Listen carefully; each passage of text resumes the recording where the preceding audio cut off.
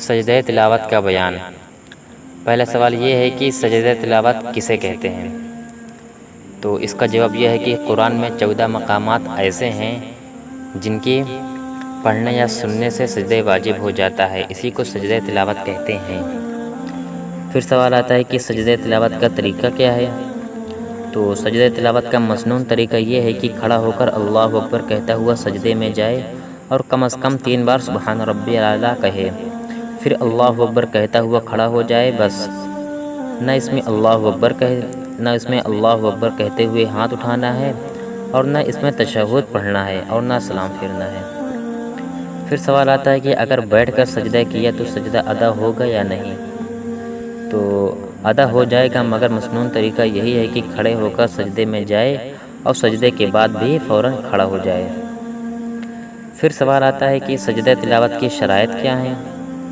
تو سجدہ تلاوت کے لیے تحریمہ کے سوا وہ تمام شرائط ہیں جو نماز کے لیے ہیں، مثلاً طہارت، ستر عورت، استقبال قبلہ اور نیت وغیرہ۔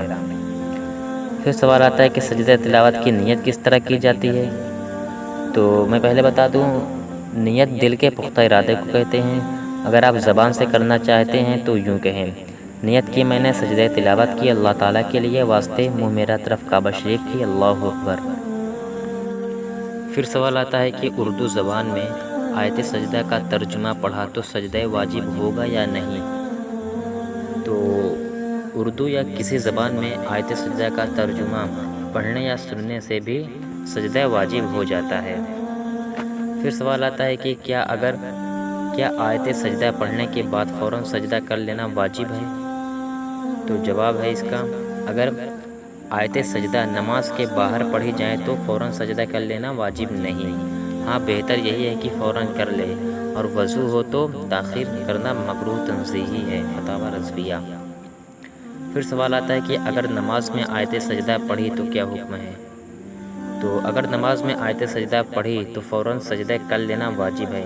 3 آیت سے زیادہ تاخیر کرے گا تو گنہگار ہوگا، اور اگر فوراً نماز کا سجدہ کر لیا، یعنی آیت سجدہ کے بعد 3 آیت سے زیادہ وہ نہ پڑھا اور رکوع کر کے سجدے کر لیا، تو اگرچہ سجدہ تلاوت کی نیت نہ ہو تو سجدہ ادا ہو جائے گا بہر شریعت۔ پھر سوال آتا ہے کہ ایک مجلس میں سجدے کی ایک آیت کو کئی بار پڑھا تو ایک سجدہ واجب ہوگا یا کئی سجدے؟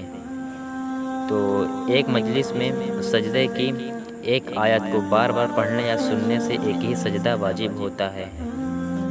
پھر سوال آتا ہے کہ مجلس میں آیت پڑھی یا سنی اور سجدہ کر لیا، پھر وہی مجلس میں وہی پڑھی یا سنی تو دوسرا سجدہ واجب ہوگا یا نہیں؟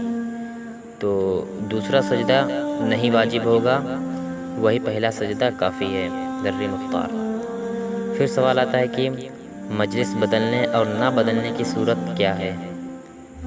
تو 1-2 لقمہ کھانا، 1-2 گھونٹ کھڑا ہو جانا، 2-1 قدم چلنا، سلام کا جواب دینا، 2-1 بانا اور مسجد یا مکان کے ایک گوشے سے دوسرے گوشے کی طرف چلنا، ان تمام صورتوں میں مجلس نہ بدلے گی۔